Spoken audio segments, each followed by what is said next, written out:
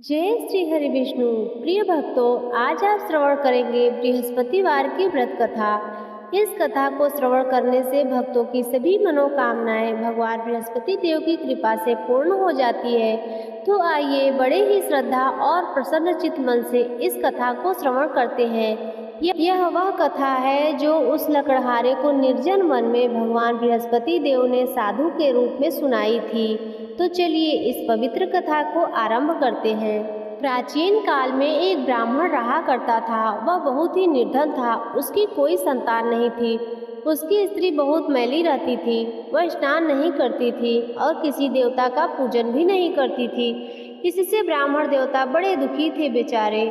बहुत कुछ कहते थे किंतु उसका कुछ भी परिणाम नहीं निकला। भगवान की कृपा से ब्राह्मण की स्त्री के कन्या रूपी रत्न पैदा हुई।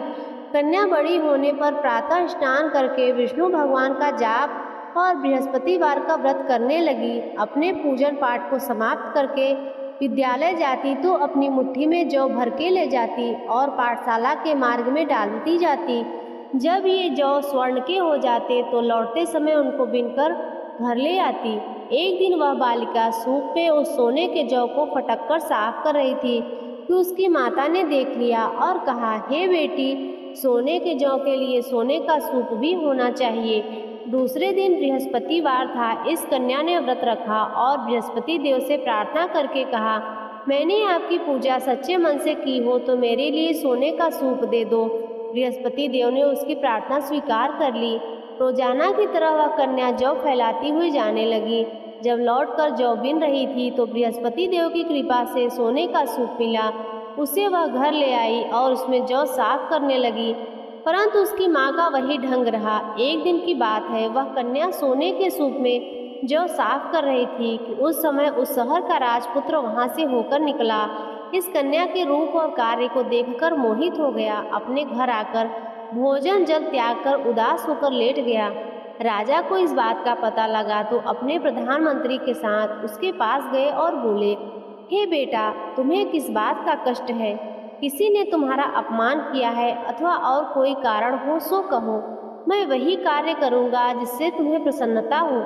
अपने पिता की बात राजकुमार ने सुनी तो वह बोला, मुझे आपकी कृपा से किसी बात का कोई दुख नहीं है। किसी ने मेरा अपमान नहीं किया है, परंतु मैं उस लड़की से विवाह करना चाहता हूँ जो सोने के सूप में जौ साफ कर रही थी। यह सुनकर राजा आश्चर्य में पड़ गया और बोला, हे बेटा, इस तरह की कन्या का पता तुम ही लगाओ। मैं उसके साथ तुम्हारा विवाह अवश्य करवा दूंगा। राजकुमार ने उस लड़की के घर का पता बताया। तब मंत्री उस लड़की के घर गए और ब्राह्मण देवता को सभी हाल बताया। ब्राह्मण देवता राजकुमार के साथ अपनी कन्या का विवाह करने के लिए तैयार हो गए तथा विधि विधान के अनुसार ब्राह्मण की कन्या का विवाह राजकुमार के साथ हो गया। कन्या के घर से जाते ही पहले की भांति उस ब्राह्मण देवता के घर में गरीबी का निवास हो गया। अब भोजन के लिए भी अन्न बड़ी मुश्किल से मिलता था। एक दिन दुखी होकर ब्राह्मण देवता अपनी पुत्री के पास गए। बेटी ने पिता के दुखी अवस्था को देखा और अपनी माँ का हाल पूछा। तब ब्राह्मण ने भी सभी हाल कहा।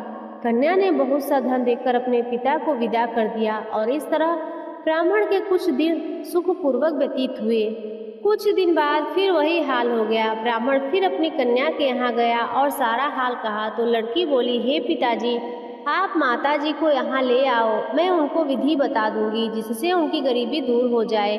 वह ब्राह्मण देवता अपनी स्त्री को साथ लेकर पहुँचे तो वह अपने माँ को समझाने लगी, हे माँ, तुम प्रातः काल प्रथम स्नान आदि करके विष्णु भगवान का पूजन करो तो सब दरिद्रता दूर हो जाएगी। परंतु उसकी माँ ने एक भी बात नहीं मानी और प्रातः काल उठकर अपनी पुत्री के बच्चों का जूठन खा लिया। इससे उसकी पुत्री को भी बहुत क्रोध आया।